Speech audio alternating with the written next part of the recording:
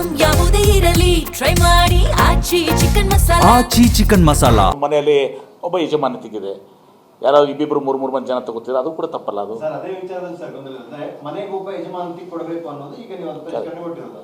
ಅವತ್ತು ಕಾಕಾ ಪಾಟೀಲ್ಗೂ free, ಮಾದೇವಪ್ಪಂಗೂ free, ಎಲ್ಲ ಹೆಂಗಸರು ನೋ ಇದು ಅದು ಉಳಿದ ವಿಚಾರ, ಉಳಿದ ಗ್ಯಾರಂಟಿಗಳ ಬಗ್ಗೆ ಇದ್ರ ಬಗ್ಗೆ ನಾವು ಸ್ಪಷ್ಟತೆ ಆಯಿತು. ಗೃಹಲಕ್ಷ್ಮಿ ಕಡೆ ಮನೆ ಯಜಮಾನತಿ ಅಂತೇಳಿ ನಾವು ಅಂದೂ ಕೂಡ ಇದನ್ನೇ ಹೇಳಿದ್ವಿ, ಇವತ್ತು ಅದೇ ಹೇಳ್ತಾ ಇದ್ವಿ. ಸಮಿತಿ ಮಾಡಿದಿರಿ, ಗ್ಯಾರಂಟಿ ಸಮಿತಿ ಅಂತ. ಅವರುಗಳಿಗೆ ಜಿಲ್ಲಾವಾರು ಒಂದಿಷ್ಟು ಜನ ಅದಕ್ಕೆ ಕೆಲಸ ಮಾಡ್ತಿದ್ದಾರೆ, 40 ರಿಂದ 44 ಸಾವಿರ ಸಂಬಳ ಕೊಡ್ತಿದ್ದಾರೆ. 3 ವರ್ಷ ಬೇಕಾಯ್ತಾ ಸರ್? ಅನರ್ಹರಿಗೆ ಹೋಗ್ತಾ ಇದೆ. ಅಲ್ಲ, ಅವ್ರ ಫೀಡ್ಬ್ಯಾಕ್ ಎಲ್ಲ ಈಗ ಅವರೆಲ್ಲ ಕೊಟ್ಟಿದ್ದು ಫೀಡ್ಬ್ಯಾಕ್ ಮೇಲೆ ಇವತ್ತೊಂದು ದಿವಸ ಇದು ಮಾಡ್ತಾ ಇದ್ದೀವಿ.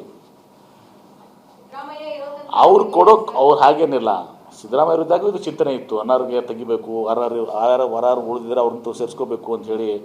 ಮತ್ತು ಈ ಗ್ಯಾರಂಟಿ ಕಮಿಟಿ ಸದಸ್ಯರೇ ಇವತ್ತೊಂದು ದಿವಸ ಹೇಳೋದು ಯಾರು ತಗೋದು ಇದ್ರಾಗ ಏನು ನಾವು ಯಾರಿಗೆ ನ್ಯಾಯಯುತವ್ರನ್ನ ತೆಗಿತಾ ಇಲ್ಲ. ಯಾರು ತಪ್ಪು ಮಾಡಿದ್ದಾರೆ ಅಂಥವ್ರು ತೆಗಿತಾ ಇದ್ದೀವಿ. ಯಾರು ಅರ್ಹರಿದ್ದಾರೆ ಹೊರಗಡೆ ಉಳಿದಿದ್ದಾರೆ ಅದನ್ನೂ ಸಾಧ್ಯತೆಗಳಿದ್ದಾವೆ, ಅವ್ರನ್ನ ಸೇರಿಸ್ಬೇಕಾಗಿದ್ದು ಕರ್ತವ್ಯ ನಮ್ಮದು.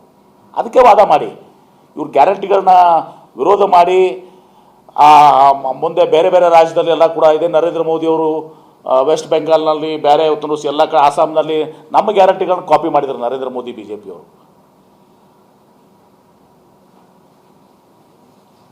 ಸಿದ್ದರಾಮಯ್ಯ ಖಜಾನೆ ಖಾಲಿ ಮಾಡಿದ್ರು, ಅದಕ್ಕೆ ಗ್ಯಾರಂಟಿ ಕೊಡೋಕೆ ದುಡ್ಡಿಲ್ಲ, ಅದಕ್ಕೆ ಪರಿಷ್ಕರಣೆ ನೆಪ ಅಂತ ಹೇಳ್ತಾರೆ. ನೋಡಿ, ಹತ್ತದು ಯಾವುದೂ ಇಲ್ಲ. ಸಿದ್ದರಾಮಯ್ಯನವರು 16-17 ಬಜೆಟ್ಗಳನ್ನು ಮಂಡಿಸಿದಂಥವ್ರು.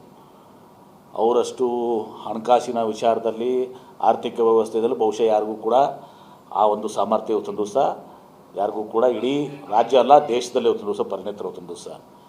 ಹೀಗಾಗಿ ಅವರೆಲ್ಲನೂ ಕೂಡ ಮಾನದಂಡ ಇಟ್ಕೊಂಡೇ ಅವತ್ತೊಂದು ದಿವಸ ಪದೇ ಮನೆಯಲ್ಲಿ ಒಬ್ಬ ಯಜಮಾನತಿಗಿದೆ, ಯಾರೋ ಇಬ್ಬಿಬ್ರು ಮೂರು ಮಂದಿ ಜನ ತಗೋತೀರ, ಅದು ಕೂಡ ತಪ್ಪಲ್ಲ. ಅದು ಸರ್ ಅದೇ ವಿಚಾರದಲ್ಲಿ ಸರ್ ಗೊಂದಲ ಅಂದ್ರೆ ಮನೆಗೆ ಒಬ್ಬ ಯಜಮಾನತಿ ಕೊಡಬೇಕು ಅನ್ನೋದು ಈಗ ನೀವು ಅದು ಪರಿಷ್ಕರಣೆ ಕೊಟ್ಟಿರೋದು.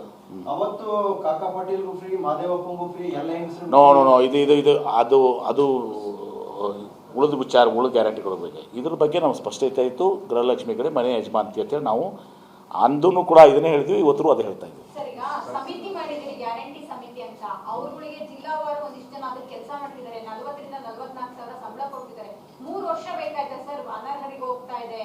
ಅಲ್ಲ, ಅವ್ರ ಫೀಡ್ಬ್ಯಾಕ್ ಎಲ್ಲ ಈಗ ಅವರೆಲ್ಲ ಕೊಟ್ಟಿದ್ದು ಫೀಡ್ಬ್ಯಾಕ್ ಮೇಲೆ ಇವತ್ತೊಂದು ದಿವಸ ಇದು ಮಾಡ್ತಾ ಇದ್ದೀವಿ. ಅವ್ರು ಕೊಡೋಕೆ ಅವ್ರು ಹಾಗೇನಿಲ್ಲ. ಸಿದ್ದರಾಮಯ್ಯ ಇದ್ದಾಗ ಇದು ಚಿಂತನೆ ಇತ್ತು, ಅನಾರೋಗ್ಯ ತೆಗಿಬೇಕು, ಹೊರಾರು ಉಳಿದಿದ್ರೆ ಅವ್ರನ್ನ ಸೇರಿಸ್ಕೋಬೇಕು ಅಂತ ಹೇಳಿ. ಮತ್ತು ಈ ಗ್ಯಾರಂಟಿ ಕಮಿಟಿ ಸದಸ್ಯರೇ ಇವತ್ತೊಂದು ದಿವಸ ಹೇಳೋದು ಯಾರು ತಗೋದು ಇದ್ರಾಗ ಏನು ನಾವು ಯಾರಿಗೆ ನ್ಯಾಯಯುತವ್ರನ್ನ ತೆಗಿತಾ ಇಲ್ಲ. ಯಾರು ತಪ್ಪು ಮಾಡಿದ್ದಾರೆ ಅಂಥವ್ರು ತೆಗಿತಾ ಇದ್ದೀವಿ.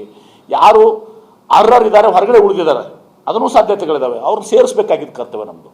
ಅದಕ್ಕೆ ವಾದ ಮಾಡಿ ಇವ್ರು ಗ್ಯಾರಂಟಿಗಳನ್ನ ವಿರೋಧ ಮಾಡಿ ಮುಂದೆ ಬೇರೆ ಬೇರೆ ರಾಜ್ಯದಲ್ಲಿ ಎಲ್ಲ ಕೂಡ ಇದೆ. ನರೇಂದ್ರ ಮೋದಿಯವರು ವೆಸ್ಟ್ ಬೆಂಗಾಲ್ನಲ್ಲಿ ಬೇರೆ ಇವತ್ತು ಎಲ್ಲ ಆಸಾಮ್ನಲ್ಲಿ ನಮ್ಮ ಗ್ಯಾರಂಟಿಗಳನ್ನ ಕಾಪಿ ಮಾಡಿದ್ದಾರೆ ನರೇಂದ್ರ ಮೋದಿ BJP ಅವರು.